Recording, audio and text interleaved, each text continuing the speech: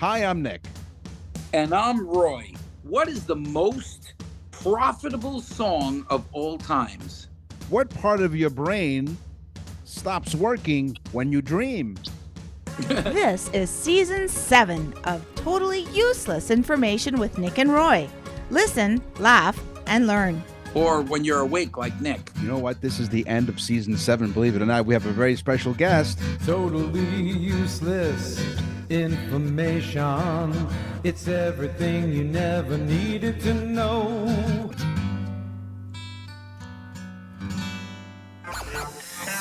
Welcome to the Totally Useless Information Fashion Show. So welcome to the very last episode of Season 7. We have lots more great stuff coming your way for Season 8, but we want to introduce you to someone really special today, and it's the fashion segment because we're going to talk about shoes, specifically about shoes. Shoes that our guest has not worn in 20 years. Now, folks, we promise you the most interesting guests. We could get Lady Gaga, Heidi Klum. They're constantly chasing after me. But no, we bring you interesting guests. Nick, take it away. Joseph DeRuvo Jr. joins us today, and we came across his story. He was written up in the New York Times. So this is how important he is. Okay, other than the fact that he's on our show. But he was written up by the New York Times because he hasn't worn shoes 20 years. Yeah. Joseph, welcome to Totally Useless Information with Nick and Roy. Happy to be here, guys. So for 20 years, you haven't worn shoes. So is it because you can't decide which ones to wear? Like, why don't you wear shoes? Fashion, it changes too quickly for me. Oh. The feet stay the same year in, year out. They never go out of season. I don't have to worry. No, I mean, seriously, the reality is I have inoperable bunions. So I'm allergic to metal. I was scheduled for surgery. They did a metal test on me, and there was no way they were going to be able to put a metal plate in my foot, in both my feet, to correct for the bunions. So that was off the table. And with that being off the table, in that interim, I had already been starting to go without shoes because the shoes were just so painful. So by the time we got word that they weren't going to be able to do surgery, I just decided, forget about it. I'll just go shoeless from here on out. So you couldn't wear shoes without it being in excruciating pain, correct? Yeah, I mean, it's not just finding shoes that fit. It was that the weight-bearing muscle and joint on my foot was being moved over. So normally your big toe carries the brunt of your weight as you step off. But because my big toe was not where it was supposed to be, I was carrying all the weight on the inner metatarsal, and that was just continuously inflamed. When I'm barefoot, I can roll and I can kind of control where my weight is being carried. But once I put shoes, or even flip-flops. Is it phalanges or tarsals? It's metatarsal. The metatarsals. The metal, yeah. Right, but they can carry a little more, distribute the weight between all of them then. That's right. If my foot is not restricted in its movement. Sure, right. Oh my God. So that must have been terribly painful. And there's no operation that you can do. Not that I've heard of yet, because all of it is kind of dependent on putting a metal plate. Once they cut the joint and once they rotate it, they patch it back with a couple of bolts and a plate, and there's nothing that they can put in me. They can't use any other material other than metal. Like, can they come up with other space age polymer or something that they can try to figure out? I mean, listen. 5 years out, they might be. And I would consider it, but I'll tell you now though, even if they could, there's another aspect to this, and I have sensory integration issues. So not having any background, sound, smell, what's on my body, what I feel, all of that is just in the foreground. So when I am able to feel the ground, I level out. There's just a little bit more calm. when I can't feel the ground, I get a little bit edgy, and it's not a good look. Yeah. Okay. So now I got a question for you, because I was in the restaurant business, and of course we had the sign up that said no shirt, no shoes, no service, So do you have a problem getting into? I probably could imagine your favorite restaurant is a soul food restaurant. Yeah, Roy knows everything about soul. Yeah. No, go ahead. So do you have problems getting into restaurants?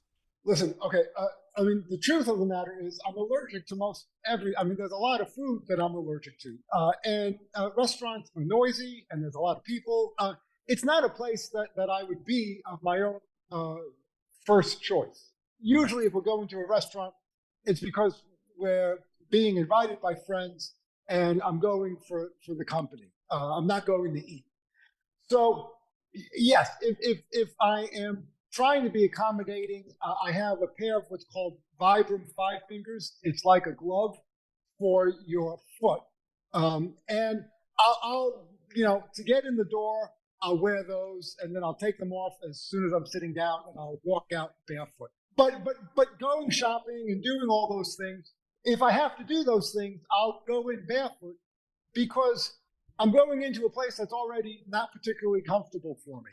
It's already putting me on edge. And so if I have to wear something on my feet, I'm just that much more on edge. So I go in like I mean business. Oh, right. Yeah. So that you can get in the door. Yeah. Nick knows that I have had a problem wearing pants. Yeah, that's been a problem because I couldn't find the proper underwear until man-made. We'll talk about man-made underwear later, but I had a problem wearing pants in general. And the sign on your restaurant door did not say, right. No shoes, no certain. Oh no, I had pants. Shoes. I had a shirt on. It's just I had no pants or undergarment. You were good. Yeah. Right. Exactly. You make a great point, right? So it's a process of elimination. They didn't say no shoes, no shirt, no pants, no service. Oh no, I made a point. Okay. You did. Wow. Okay. So all right. So it's not. So even if you were able to wear shoes, going into restaurants because of all the other issues that you described, you wouldn't be too comfortable in restaurants anyway because of the allergies that you have with foods and just the sound perception as well. Joe, may I add that you're pretty damn screwed up. Oh yeah. No. Listen. No. I'll say. No kidding. No kidding. Yeah. But I'll tell you this, and I try to make this point right off the bat. Sure. The only reason I ever agreed to the New York Times article was because I see what I do is an accommodation for my disabilities, for my inabilities, for my differences. And I'm not advocating it for everyone. This is what I need to do to get through my day. And my only hope here is that other people that have to make accommodations to get through their day, that people make room for that they don't have to be embarrassed, that they don't have to be kind of, off to the side of society, that whatever accommodations they need to make, that people give them room so that they can get about their day. No, I'm pretty screwed up. Yeah.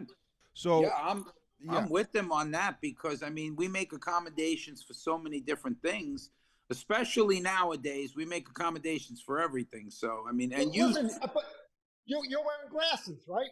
Yeah, exactly. That's an accommodation. Someone needs hearing aids, someone else needs a cane, someone needs a walker or a wheelchair. Those are all accommodations. Nick needs somebody to usually think for him. Oh, listen, let me tell you that I was going to bring this up later in the show, but might as well you brought it up now. So everyone is freaking out over artificial intelligence. I can declare right now here at Totally Useless Information with Nick and Roy that this show is 100% artificial intelligence free. The only thing that's artificial about the intelligence is Nick and Roy. That's my declaration. You're faking it all the way. Well, convincingly, right? So now, so Joe, I got another question for you because this is interesting. It really is interesting to me. So now you've gone without shoes, so you're wearing shoes. So now on a day like today, we were talking before the show for a brief moment, and you said you're in Connecticut and in the East Coast of the United States, and that it was cold and sleet, meaning snow or sleet. What the hell do you do when it's cold out? Yeah. I'm barefoot. Listen. the only time I'll wear boots or moccasins is if I'm shoveling for a couple of hours. I mean, we've got the whole sidewalk in front of us. I've got a long driveway. I've got the back of the house. If it's snowing enough and I have to shovel, usually I'm out for a couple of hours. I'll wear something on my feet. But if I'm just clearing a path in front of the house, or I'm brushing off the car, I'm going about my business, I'm doing all of that barefoot. Okay. You get used to the feeling. Okay, fair enough. But let me ask you this, Lou. So as you're walking along, have you come across where you step on a piece of glass or a stone or something? I mean, that's got to hurt. And what do you do in a situation like that? Okay, number one, reading through comments, right? Because the story hit and Instagram hit, and there's lots of comments. People have comments. Of course. I am uniquely made for this. It's not like one day someone just gets up and go, "Oh, I'm not wearing shoes anymore. I'm protesting. I'm going barefoot." I work out 3 times a day. I teach Pilates. Movement, how you move, how you go about movement.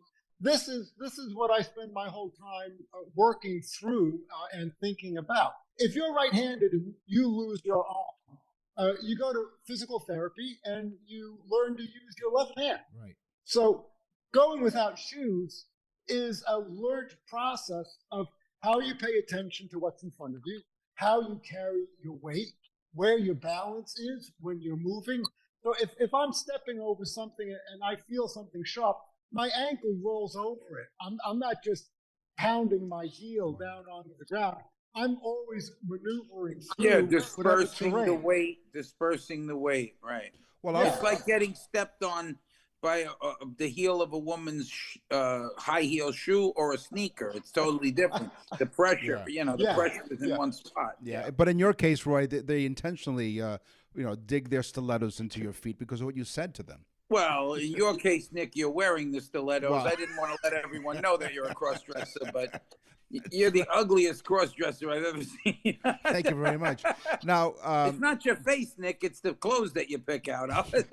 Well, I don't. First of all, I don't pick up my own clothes. Okay, we've gone through this before. Okay, number one. Number two, you're listening to Totally Useless Information with Nick and Roy. Joseph DeRulo Jr. is our guest today, and he's been walking around without shoes for 20 years. Here's my other question, though. Okay, so that's fine, and that's pretty interesting because, first of all, I think our feet are perfectly created. Okay, the great creator who made all of us, right? He made everyone differently, and but the feet are perfect because of what you explained in terms of how you're able to disperse the weight in a certain way where you're not stepping on glass or whatever.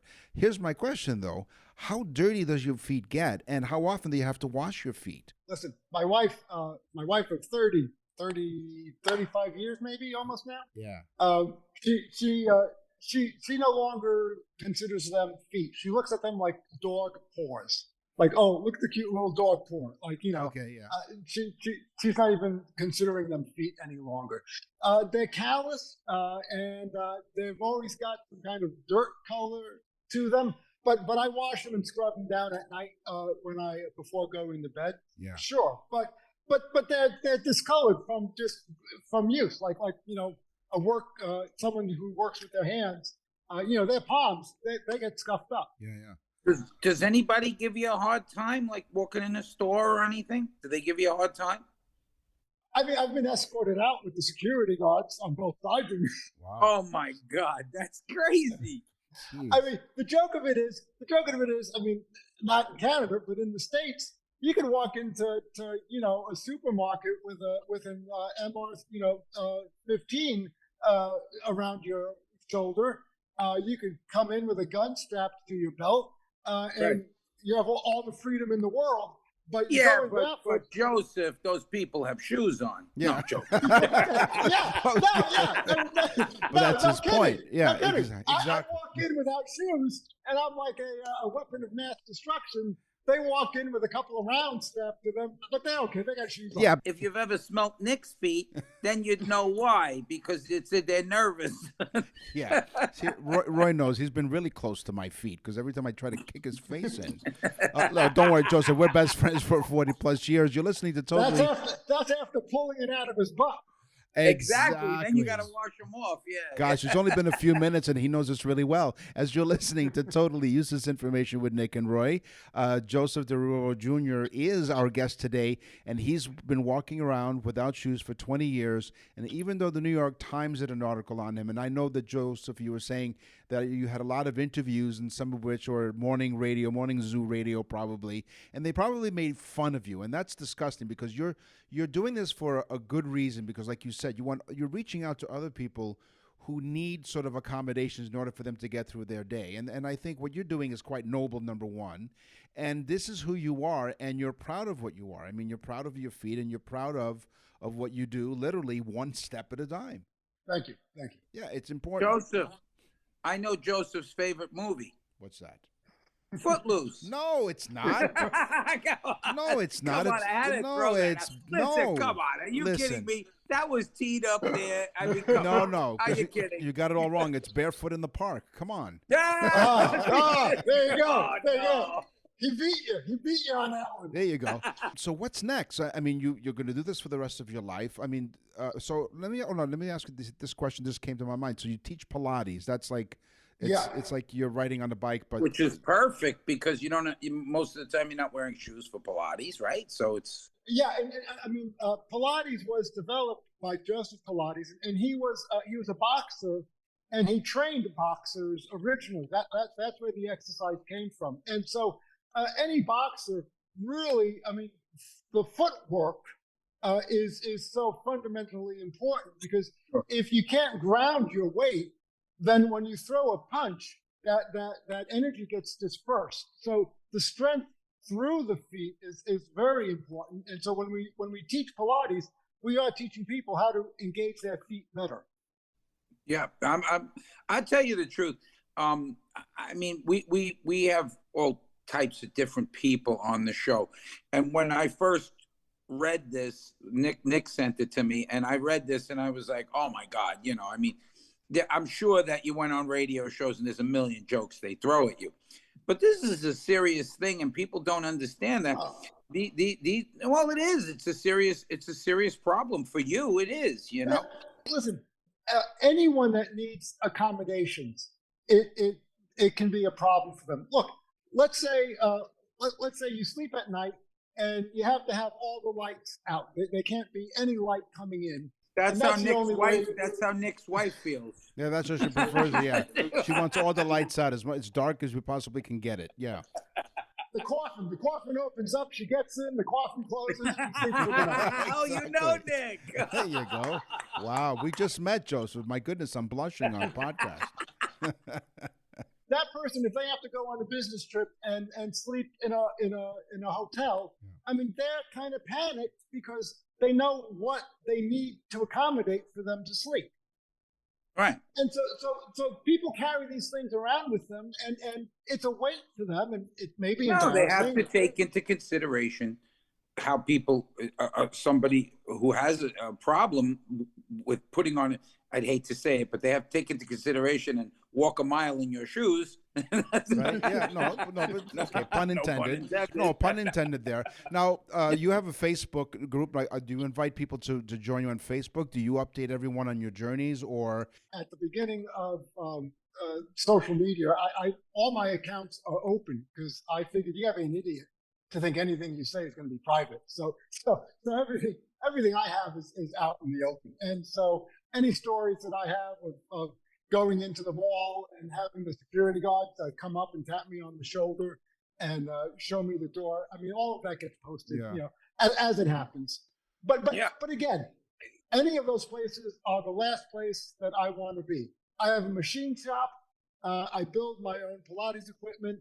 I am happy to be in my machine shop working and building stuff. Going out, to restaurants and whatever else is not high on my list. Well, Joseph, all I can say is that on paper, a man who hasn't worn shoes in 20 years is a headline, New York Times. But actually meeting you and talking to you here for the last few minutes, I'm really, really happy to say that I'm really glad we invited you on, because it's not just an interesting story. You're an interesting person altogether, and a great person because you care about other people. And the fact that you build your own Pilates stuff, I mean, that goes way beyond. I mean, yeah, and honestly, I mean, I'd rather you stay on and Nick goes off. And, yeah, exactly. Let me give you my fashion. Let me give you my philosophy of fashion. Aside from my feet, I have three criteria. If I can't change a tire in it, I'm not going to wear it. If I can't sleep in it, I'm not going to wear it. And if I can't run at least a couple of blocks in it, I'm not wearing it. That's my fashion sense across the board. I think that's perfect sense. I think what a great way to end this segment, because I think that says it all. I mean, I think if you're interested in finding out more about Joseph Deruvo, look him up on Facebook. But don't be an idiot and just, write stupid comments, because you've heard the reasons why he does this. It's out of necessity. But he's also reaching out to other people as well who may have to make other accommodations. So we commend you for that. And, maybe we'll have you back on the show a little bit down the line in a few weeks and find out how things are going. And, maybe you'll tell us that you're participating in some sort of a sporting event where you use your feet and you can bench press, 100 pounds. Mad feet skills. There you go. Exactly. Yeah, but he wouldn't get too many sponsors if he's running marathons. That would suck. That's right. Nike wouldn't sponsor you. I've got shoe companies calling me now. It's like, yeah, guys, I don't need it. Exactly. Hey, listen, I got something for you. There's a company that makes this thing that literally sticks to the bottom, the sole of your foot. And they make them for people. Yeah. I've seen them down here in Florida for beaches and things like that. Have you ever tried it? Yeah. No, I mean, my feet are probably, the calluses on my feet are probably thicker than those things are. Probably. That's a great point. You should sell your feet to people. No one wants them. And you probably have corns on them, and I realized, the reason why they call corns, because if you look at them really carefully, and I have, they look like corn niblets. Really? That's why they call them corns. Everything is shaved off my feet on a regular basis. Just friction alone. Everything gets shaved off. Joe, you have a website for the Pilates? It's called Barefoot Contrology. CONTROLOGY. Barefoot Contrology. But Facebook links to it. You'll find me. Joseph, thanks again for joining us today. Have a great day. Gentlemen, a pleasure. Thanks, Joe. You won't see the engineer that slams the Nissan Rogue's door 13,920 times. Or the corrosive chamber that simulates 15 years of life in 5 months. Or the Rogue heat-baked for over 300 combined hours. What you will see is a vehicle that can take punch after punch and keep rolling. Nissan, #1 in new vehicle quality among mainstream brands by J.D. Power. We put it through the worst, so you get its best. For J.D. Power 2025 U.S. Initial Quality Study Award information, visit jdpower.com/awards. Awards based on 2025 model year. Newer models may be shown. You're listening to Totally Useless Information with Nick and Roy. I heard that you have a guest, Nick. Well, Roy, thank you very much. I really appreciate that. Yes, I do have a very special guest. And now, I do live in Toronto, Canada. I know you live in Fort Myers, Roy, but I'll tell you, there's many, many different wonderful things about the city of Toronto. You come to visit as a tourist. There's something about Toronto that people don't know about. A lot of things that people don't know about Toronto, and that it can be really bizarre. And so we came across this event that's happening that's called, ironically enough, Bizarre Toronto. And the person who started it all is with us today. Adam Bunch, welcome to Totally Useless Information with Nick and Roy. Thank you so much for having me. First of all, what made you start researching stuff about Toronto? What made you think there's stuff that's bizarre about Toronto? I've been writing about the history of the city for many, many years now. And I think Toronto and even Canada as a whole really has kind of earned a reputation for being a place that doesn't always value its history enough. Whether it's all the gorgeous old buildings that have been knocked down in Toronto, or people all across Canada maybe having an idea sometimes that our own history might not be that interesting, might even be a little bit dull. But that is very, very far from the truth. Once you start digging, there are all these fascinating stories that surround us every day. So it's what I've been doing for years, is digging them up and trying to share them and share my enthusiasm. And for years, I've sort of had the idea kicking around my head that there are all these wonderful local storytellers that know so much about our history, care so much about it, and are so great at bringing it to life, that I've always wanted to bring them, sort of a bunch of my favorite ones, all together in one place. And sort of what more interesting and hopefully fun a lot way to do that than to really dig into some of the strangest, weirdest, most unusual stories that you can find in Toronto, of which there are a ton, and sort of share them and see not just how strange they are, but also what they can teach us about the city and how it works and its history. I mean, that's all wonderful. And I do know that living in Toronto for many, many years, I was born here. I lived in the United States. I lived in New York. In fact, that's where I met Roy. But I lived here most of my life now. And Toronto's always been known as Toronto the Good, and many great things about the city of Toronto, like I said in the intro. But a lot of people across the country might say, well, wait a minute, why do I care about knowing a lot about Toronto? First of all, you don't have to be in Toronto to experience your event, which we'll talk about, because it's all online. And also, because if you really don't like Toronto, or you think, well, Toronto thinks or whatever, well, wait till you find out over the next week, because the event happens next week. April 3rd to April 9th. April so 9th. Monday to Sunday next week. Monday to Sunday. Okay, so you have, many days, opportunities for you to find out more about Toronto. And before you know it, you're going to wind up, you'd have to admit, you're going to start loving the city of Toronto after you find out all the bizarre stuff about the city of Toronto. So every weeknight and over the next weekend, you'll have different events. And we'll talk about how to get tickets online, and you can purchase either for individual days and also if you want to buy the whole week. That's up to you. But let's give us a couple of examples of one of the bizarre stories. And one of them, according to your website, is the mysterious disappearance of Ambrose Small. What's that all about? Yeah, this is one of, I'd say, Canada's greatest unsolved mysteries, which is this huge theater mogul from the early 1900s who had all but sort of an empire of theaters in Toronto and London, and one day sold it all for an absolute fortune.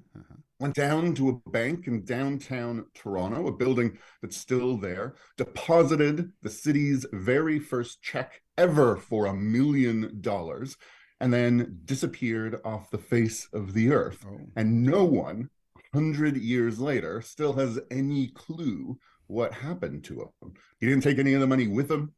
Was it his wife who killed him? His mistress? Did he disappear because he wanted to start a new life and leave that all behind him? No one knows what happened. They tried to get even Sir Arthur Conan Doyle, the creator of Sherlock Holmes, to try to help solve the mystery, though he declined politely. And people have been wondering ever since. So there are a couple of wonderful Toronto authors who've written recent books about it, and there's been a podcast about it.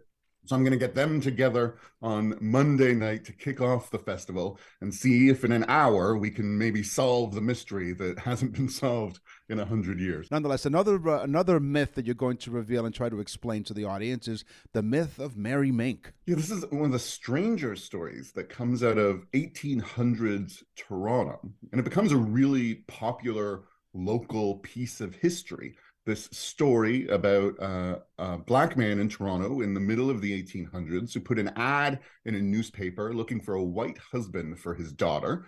And that when that man presented himself and they got married, he then took her off to the United States and sold her into slavery, which became a huge local story. They even made a movie about it in the 1990s. The only problem being that none of it was actually true at all. So there's a local historian, Guylaine Petrin, who wrote an article called The Myth of Mary Mink, sort of tracing this strange story back to its origins and how it all got started. So she's going to be talking about it with Natasha Henry Dixon, who's a professor at York University and the president of the Ontario Black History Society, to sort of dive into this very strange story and figure out where it came from and how it got shared and sort of what it can teach us about Toronto in the 1800s. Fascinating.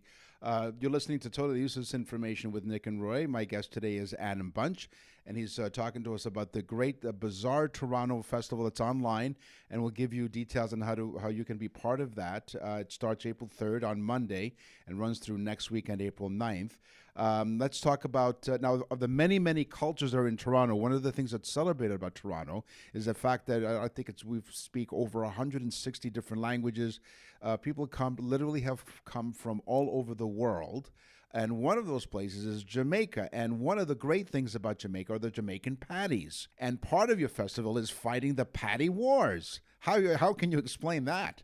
Yeah, this is something that Toronto's deeply proud of. I think one of the most beloved local dishes are the Jamaican patties that you can even buy inside subway stations. They're everywhere, one of Torontonians' favorite snacks. But in the 1980s, they were almost driven out of existence by this bizarre federal piece of red tape that said that the only patties allowed in Canada were hamburger patties, and you couldn't sell anything else and call it a patty.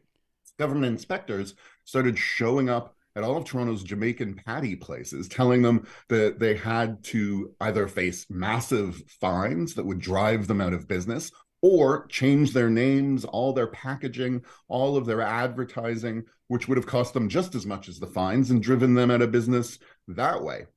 So this sort of struggle between the Jamaican patty place owners and the government has been called the Patty Wars, and finally came to an end with a compromise that saved the patties. Toronto every year still recognizes Jamaican Patty Day, the anniversary of the compromise that was reached. And there's a wonderful new short documentary that you can even find on YouTube called Patty versus Patty. So we're going to have the filmmaker Chris Strikes, and we're even going to have Michael Davidson, the owner of the old Kensington Patty Palace, who led the charge to save the patty, sort of look back at that weird chapter from Toronto history. This is an interactive festival that you've created. Yeah, so every weeknight we're going to have one of these events that we've been talking about, a panel or a lecture or something on Zoom, so people can tune in from wherever they are across the country and the world even, and sort of dig into these stories. And you can type questions into the chat, and we'll have a little Q&A at the end of each one so that there's that interaction. And then on the weekend, for people who are here in Toronto, we'll head out into the streets and into Mount Pleasant Cemetery and walk around with some of these storytellers and see the places for ourselves where some of the stories happen. If you're interested in finding out more about the festival, and where can everyone get their tickets? Just head to bizarretoronto.com and you'll find everything there. And yeah, you can get a ticket for the whole thing or for any individual event, and hopefully some of you can make it. Once again, it's the festival runs from April 3rd to April 9th, and you go to the website, which once again, Adam, is bizarretoronto.com. Thank you very much, Adam Bunch, for joining us here today on Totally Useless Information with Nick and Roy. Thank you. You won't see the engineer that slams the Nissan Rogue's door 13,920 times, or the corrosive chamber that simulates 15 years of life in 5 months, or the Rogue heat-baked for over 300 combined hours. What you will see is a vehicle that can take punch after punch and keep rolling. Nissan, #1 in new vehicle quality among mainstream brands by J.D. Power. We put it through the worst, so you get its best. For J.D. Power 2025 U.S. Initial Quality Study Award information, visit jdpower.com/awards. Awards based on 2025 model year. Newer models may be shown. Hey, Nick, did you go on our site? Nick and I go through the mail, and we go through and find mail that we like to talk about. Right. But our mailbox is exploded with all people, because we're doing a lot of birthday messages. And if you don't know about that, you go to nickandroy.com and you hit on the Nick and Roy store, and you'll see we do birthday messages, anniversary messages, and we also give you a little sample you can listen to. It's the greatest gift that you'll ever buy for somebody, and I mean that. You're constantly saying, oh, that person has everything. They don't have this. And when they do get this, they're gonna call up all their friends. They're gonna send it to them. It's a mini show, a mini Totally Useless Information show made just for them. You go to nickandroy.com, Nick and Roy store, as Roy has just said, and you check it out. Birthday messages, anniversary messages. We've done a Valentine's Day message, and the anniversary messages are fun because we get to find out different things about the couple and how many years they're married, all kinds of stuff. So Check it out for yourself, nickandroy.com, nickandroy.com. From Beethoven to Bieber, rock and roll to rhythm and blues. This is Totally Useless Music Information with Nick and Roy. By the way, I have to share this, and I think I'm going to embarrass the lady who does the voice and stuff. So we got an email recently about someone who's in the advertising business and has said that he really enjoys our show. He really enjoys how we're able to, the way the show flows. He loves our intros and jingles.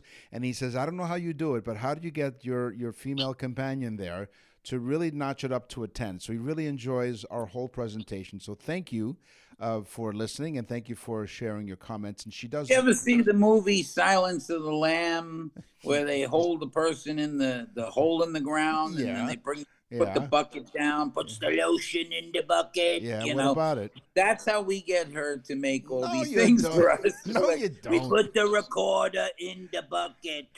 All we do is we send her a script and we say, hey, can you do this? And then she sends us back the stuff. So she does a great job. So thank you. Hey, give me a C. Give you a C? Yeah. No, I'm not talking about high school. What are you talking about? Your average grade in high school? Yes. No, give me a C. What? Oh. Okay, thank you. I'm glad you sung it because the most common key in pop songs is the key of C. 1,300 songs from the top 100 songs on the chart were studied. As for chords, what was discovered is that the most common key in music is C, ranking at 26%. Popular songs in the key of C include Bruno Mars' When I Was Your Man and Take Me to Church by Hozier. So the key of C is the most common in pop music. You know, most people don't know. If you get our VIP newsletter, which again at nickandroy.com, you go to the Nick and Roy store, you'll find the newsletter there. Mm-hmm. But if you get our newsletter, you'll find some interesting stories. And one of the stories that I'm going to be writing is about writing music, writing country western music, which I did with a couple different people. And but what Nick was just saying is true. There are like 4 or 5 chords that make up almost all songs. And those are what they call the money chords because they tend to flow together real nice. Your brain likes the way it sounds going from chord to chord to chord. So all 50s music is like 3 or 4 chord progression. All the Beatles songs are 4 chord progression, you know, and so on. But you'll see an article in our newsletter about that, which is interesting. My teaser was the most profitable song of all times. It's made more money. It's also changed hands many times. The rights to it have changed hands enormously. If people get online to try to buy it. Can I guess? Is it the Beatles catalog? Nope. It's Happy Birthday. Really? Yes. Oh. The rights to that song have changed hands so many times. Right now, and it has been for a long time, it's owned by Warner Chappell Music. Oh. And they make about $2 million a year royalties on Happy Birthday. Wow. Isn't that crazy? But think about it. Everybody sings Happy Birthday or to someone during the course of a year. Wow. You know, I mean, wow. Isn't that crazy? So Warner Chappell Music owns the rights to Happy Birthday. Something as simple as that. Well, speaking of sold, vinyl records outsold CDs in 2022. Really? Nick still got 8 tracks, but no. For the first time since 1987, this happened. I still have some 45s. I somewhere stacked in some boxes somewhere have some 45 records, but I need to buy a turntable, which now you can buy turntables where you can hook it up to your computer via USB and you can digitize some of those songs, but you have to listen to it. Well, do you have records? Because I have records. I do. A whole bunch of them, and my son's collecting them too. A lot of records, and I have probably about 50, maybe more, of a lot of cool stuff too, like Boz Scaggs and a lot of the original stuff. Yeah, well, I have when I was so as part of my history, and you'll find out again during our newsletter in the coming months, is how I got into radio. I used to have a college radio show. And it was called the Mr. Nick program, and I used to come in with my own stack of records. Now, yeah, the college had a music library, but I wanted to play the songs that I wanted to play, which was more pop songs. And I brought in a whole bunch of 45. So I would go to Sam Goody's, which no, is it Sam Goody's? Yeah, it was Sam Goody's. Sam Goody's. Sure. I say that because up here in Canada, in Toronto, actually, it was Sam's record store. It was an iconic store. But anyway, Sam Goody's, and I would go and I would buy like the latest #1 song or whatever. And so I would walk in with a stack of 45s. And so I've collected them over the years. And every time that I moved from New York to Toronto, and every time I moved, I brought the box of records, and I still have them. Sure. So it's pretty cool stuff. So, and by the way, speaking of the Mr. Nick program, I'm still trying to discover where those cassettes are. And I will share some highlights of the Mr. Nick program when Roy and I were doing some really interesting stuff on the college radio 40 show. years ago. Yeah, 40 years ago. We were way ahead of our time. So stay tuned. All of that coming up. All to say, join us on our VIP newsletter. Go to nickandroy.com and go to the Nick and Roy store. So speaking of Nick's 45s and his selection of music, August 24th is International Strange Music Day. That's the day when they listen to all of Nick's 45s. That's right. The Mr. Nick program. Nick's been in radio so long. One of his original 45s was recorded by Moses. Right. August 24th, Nick, International Strange Music Day. It was created by a New York musician named Patrick Grant. And they play strange music, and they have a whole festival in New York. Mm-hmm. August 24th, International Strange Music Day. So I think you said Moses. I think you're right. I think the record I did have sung by Moses was "Ain't No Mountain High." So Mick Jagger or where's your Moses now? Yeah. Mick Jagger or Mick Jagger. It's estimated during a night at a concert, Mick Jagger covers about 12 miles as he surges about the stage and goes back and forth, and he does the dances and everything else. So could you imagine? 12 Does the miles. moves like Jagger. That's right, 12 miles. And his diet consists of nothing but organic foods like whole grain breads, chicken, fish, and lots of avocados, which is a good source of healthy fats. And Roy, you know all about that kind of stuff. And a big bowl of pasta 4 hours before showtime. Oh, sure. Burn those carbs right off running around the stage. So 12 miles, my goodness, that's a lot. And plus the fact that, 12 miles, that was years ago. Now he's 102. So basically, if he covers a half a mile, he's lucky. But he thinks he's popping wheelies in his his wheelchair, and he thinks he's pretty traveling. soon. Yeah, pretty soon he'll be popping wheelies in his motorized cart. Yeah. And he thought that he was going 12 miles. Wow. I can't get now. Exactly. Satisfaction from you young whippersnappers. Okay, I've got a bonus one too, Nick, today, but I'm going to give you this one. A study done in Pava, Italy, has shown that music can improve your cardiovascular system. Now, get ready for this one. When you listen to music, it changes, the modulation of the music changes your blood pressure. It's done through the beats. Your blood pressure, the modulation of the beats changes your blood pressure, and they realize now that it'll speed up the rhythm of your heart and slow it down and speed it up, which is kind of like a workout for your heart.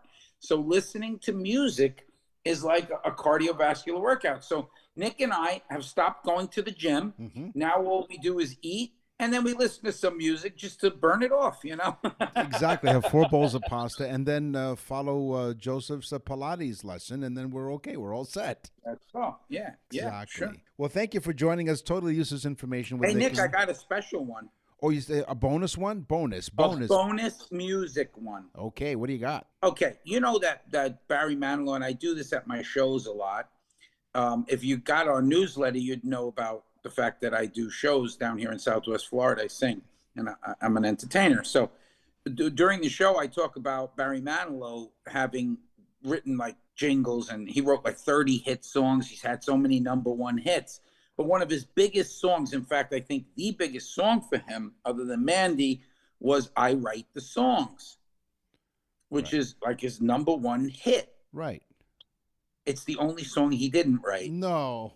How ironic is I write the songs is the only song that he didn't write. That's wild. You won't see the engineer that slams the Nissan Rogue's door 13,920 times, or the corrosive chamber that simulates 15 years of life in 5 months, or the Rogue heat-baked for over 300 combined hours. What you will see is a vehicle that can take punch after punch and keep rolling. Nissan, #1 in new vehicle quality among mainstream brands by J.D. Power. We put it through the worst, so you get its best. For J.D. Power 2025 U.S. Initial Quality Study Award information, visit jdpower.com/awards. Awards based on 2025 model year. Newer models may be shown. So here we are, the end of season 7. Next week, you'll hear the best of and bloopers from season 7. And then we'll start season 8 the week after that. It's in a couple of weeks. And we have more guests coming your way. We're going to be down coming up in the spring. We're going to be down at the Fort Myers Film Festival. And and so you would have heard last week, Eric Radens. I just turned on the TV. He's all over the TV with the Academy Awards and stuff. He was on our show the week before. So so we're going to be down. I'll be down in Florida right at the time of the film festival is. I like to think it was by invitation, but no, just a coincidence. I happened to be down there when the film festival is going on. But we're going to be down there. We're going to be part of the film festival, and we have some special shows coming your way, all coming up in season 8. So we thank you very much for listening and your support. We are now in, and I have to tell you this, Roy, I didn't tell you this. I'm telling you this for the first time on the show. We are now in 68 countries because Peru has now joined the global neighborhood of people who are listening to Totally Useless Information. I love that water. Yeah, it comes from France, your favorite place. Perrier from Peru. Yeah, exactly. No, from France, I know. This is where you're from. I just jest. Yes, he is a jester after all. And now it's time for Totally Useless Information with Nick and Roy as they present Dreams. Wake up. Wake up. Dreams. What was that? Talk about a wake-up call. That was great. We thank Joseph DeRuvo again for joining us today. Awesome stuff. So what do you got in terms of dreams? Newborns spend a tremendous amount of time dreaming. In fact, in their first few weeks of life, newborns will dream 80% of the day.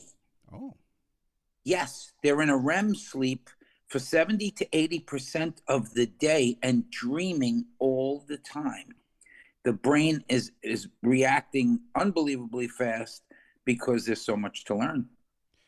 Well, they can teach us a thing or two. Listen, laugh, and learn.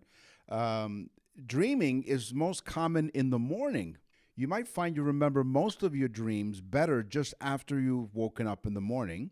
This is because you spend more time in the REM stage of sleep right before waking, leading to vivid and longer dreams. Wow. I like the one I got here. Lilith. You know who Lilith is? Is she the character on Frasier? No, although she is a character on Frasier. Yeah. Lilith, who's believed by some to have come before Eve in the Garden of Eden in the Bible. They believe that Lilith came before Eve, was Adam's concubine, was made by God for Adam. Lilith flees the Garden of Eden after God, in a dream, tells her that she must lay under Adam. She doesn't like that too much because she thinks she's equal to Adam. So she's also later described as in the scrolls as the succubi or succubus, which we've discussed, is like a nocturnal beast that comes to attack you. Now, this is in the scrolls that were found, like the Dead Sea Scrolls. They talk about Lilith, and they explain this in those scrolls, which is really kind of freaky. So the Bible's got some freaky stories in it, you know? They do. And then, of course, after... You got to go to Pornhub to get better stories than this, right? Well, I was going to say that Eve then came into the picture, and then Lilith ran off to create a fair, and then that's where Lilith Fair came from. No. Lilith leaves, and of course, Adam's a little upset because he's got nobody to talk to. Right. So God takes a piece of his rib to create Eve, and I think I said Eve left, Lilith left. Right. And then God takes a piece of Adam's rib to create Eve, and so that he has a companion that's made from him, so that she will then lay under him, whereas Lilith got a little bit uppity and upset and thinking that she was equal to Adam. But as we all know from the Bible, women are not equal to men. Wow. A sexist might say. Yeah. The editor might leave in. They've shown in studies that less stress leads to better dreams. Stress and other negative emotions lead to problems like depression and high blood pressure and bad dreams, too. Once you achieve a greater sense of inner tranquility, you'll have better types of dreams. One listener said they listen to our show to laugh, relax, and fall asleep quicker.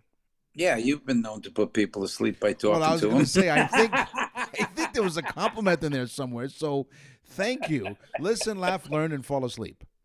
New slogan. During REM sleep, blood flow increases to the brain.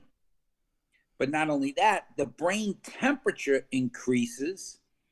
And in most cases, men experience erections during REM sleep. Oh. But did you know this? Women experience erections in their clitoris. What? Yes. During REM sleep, a woman's clitoris will receive large amounts of blood flow and will also become erect. Talk about bumping into each other in the bed. Yeah, things that go bump in the night. Exactly. Part of your brain. Hopefully, you have a bigger tent on your side. Well, I never did enjoy camping. So here's my teaser. Here's the part of your brain that shuts down while you dream or listening to totally useless information with Nick and Roy. The part of your brain that makes sense while you're awake is the prefrontal cortex. Which Nick does not have. Right. Yeah.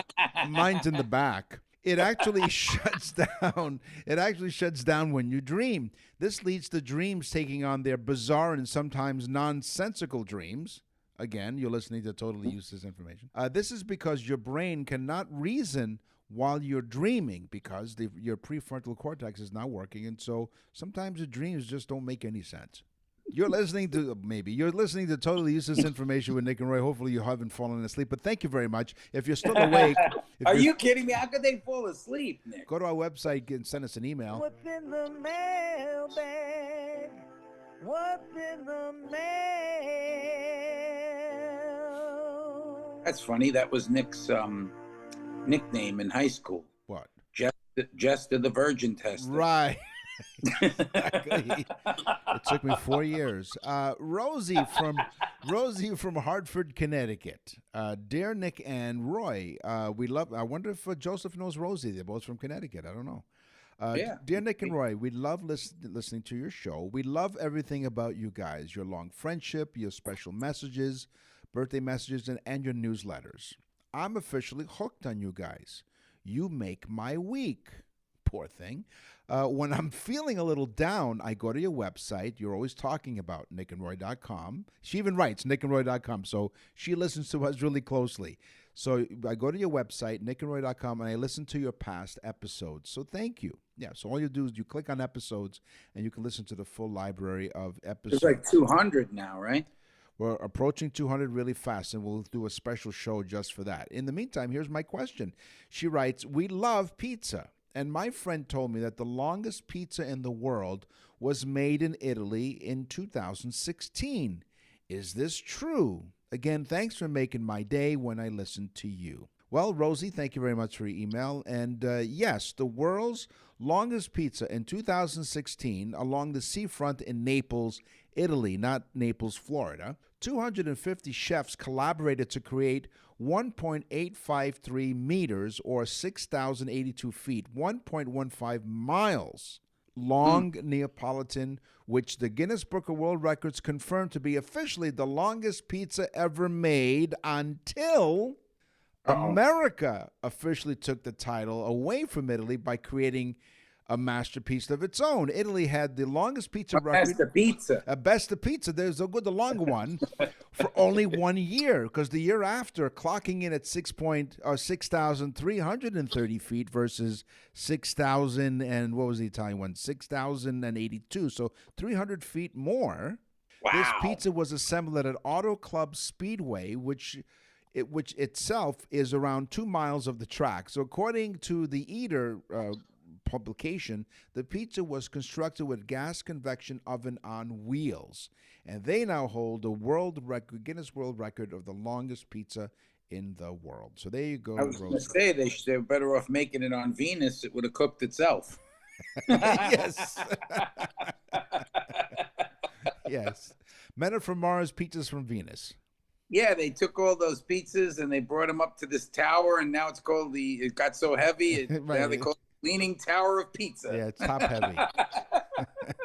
Boy, that was a long way to get to that joke. Yeah, a long way to get to a short joke. What's your? Okay, I have a cool one here. Brigitte, I think it's Brigitte or Bridget, but I think it's Brigitte. Brigitte. She's from Belgrade, Serbia. Oh, okay. One of our countries. Cool. Yeah, one of the Belgrade, 68. Serbia. Yeah. Lots of friends speak English like me, and we love you guys. We love your show. Great. So all her friends listen as well that speak English. We want you to visit us in Serbia. Please take a look. And she sent a bunch of pictures of her and her friends. Mm-hmm. Well, Bridget, thanks for the group pictures of you and your friends. Right. But Nick and I are both married, and I think explaining to our wives that we're taking a trip to Serbia to go visit Brigitte and her friends is a bit of a stretch. Well, I was going to say, both our wives suddenly become travel agents, and they booked us one-way flights. Yes, but Nick and I are mesmerized at the lack of clothing in Serbia. No, I'm joking. Yeah, it was in another region, just out of. They were very neat, nice pictures of her and her friends, and they actually have one picture of them standing by a radio, which I thought was actually very funny. Well, which we should put in the newsletter. We will, but I don't know if we can do that. Okay. Or if we So should. anyway, if we could, or we should. We are flattered, Brigitte. We're both very flattered by your offer. Thank you so much. But maybe with the wives we'll come to Serbia. How's you know that? what? Brigitte sounds familiar. That name, wasn't it one of the kids in The Sound of Music? Brigitte? Yeah. Yeah. Nick, don't go there, Nick. No, listen. Because one of our high school friends who was in The Sound of Music, in the production of The Sound of Music, also listens to our show. And one of them actually is Donna Morales, who played one of the nuns in The Sound of Music. So hello, big shout out to Donna. And also to Stephanie. Stephanie, she played Brigitte when we did The Sound of Music in high school. So hello. And to everyone else who went to Christopher Columbus High School. Hey, go to our website, like we said, go to nickandroy.com. I think at the time she was 16 going on 17. That was somebody else. You won't see the engineer that slams the Nissan Rogue's door 13,920 times, or the corrosive chamber that simulates 15 years of life in 5 months, or the Rogue heat-baked for over 300 combined hours. What you will see is a vehicle that can take punch after punch and keep rolling. Nissan. #1 in new vehicle quality among mainstream brands by J.D. Power. We put it through the worst, so you get its best. For J.D. Power 2025 U.S. Initial Quality Study Award information, visit jdpower.com/awards. Awards based on 2025 model year. Newer models may be shown. Today on the show, we talked about fashion. We met Joseph DeRuvo. We really appreciate him coming on. He hasn't worn shoes in 20 years. Roy hasn't worn pants in 10 minutes. He talked about music. It's time for the news. And now, from around the corner and around the world, this is TUI News. Okay, it's been a while since I chose a news item from the great state of Florida, where Roy resides. A Florida man has been arrested and charged. No, you think? And charged after a video was posted on Facebook of him sitting, where he was sitting in the middle of the street eating pancakes. Eating pancakes. That's right. Kieran Thomas, age 21, was arrested as the flapjack eating man, according to the Lakeland Police Was his Department. name Jack, and he had his flap open? I think that was the problem. That's right. no, it doesn't say no. that. No, that's not part of the story. What he did was he was sitting in the middle of a crosswalk while eating pancakes on a small TV table.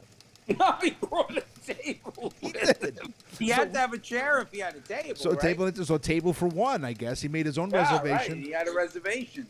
But in the middle of the crosswalk. So according to the story, the Lakeland police couldn't locate Thomas when they arrived. But after the video was posted on Facebook and they shared with the police department, several people tagged Thomas. According to the police, he got busted. Ooh. So he got arrested, and Thomas told police that it was a prank. Did the cops say, we're not waffling around here? No, they're not. So, What, no butter? yeah, can't do that. You broke the law, pass the syrup. Yeah. Thomas faces charges of placing an obstruction in the roadway and disrupting the free flow of traffic. He's going to appear in court for the pancake prank next month. Wow, so they arrested him Yes. because he apparently stopped traffic, Yes. but to eat his pancakes. Well, he brought a table and chair. I wonder if he had a tablecloth and like a little vase with a flower on it in it. I don't think he got that serious, Nick. This man was having breakfast. This was not a dinner. Oh, that's right. That's true. Good point. He might have brought the paper with him and a cup of coffee. Yes. I would expect, did he get served? Did somebody serve him? No, self-serve. What type of, were they blueberry? Hey, I got an interesting thing. Yeah? Where does buttermilk come from? The back of the cow. Buttermilk. Yeah. Speaking of the end, this is the end of this episode and the end of Wait a season. minute. Were they blueberry pancakes? Did he have some sort of tutti frutti, fresh and fruity? We don't know what kind of pancakes they were, nor do they describe or explain where he cooked the pancakes. Well, they said when they got there, they couldn't find them. And they said, why did you run? He said, I didn't. I hopped. I hopped. Exactly. It's all pancake references. He's a couple of flapjacks short of a stack, if you know what I mean. Yeah. What a psychopath. Only in Florida. Oh, yeah. And where do you live? I live in Florida. That's all the time.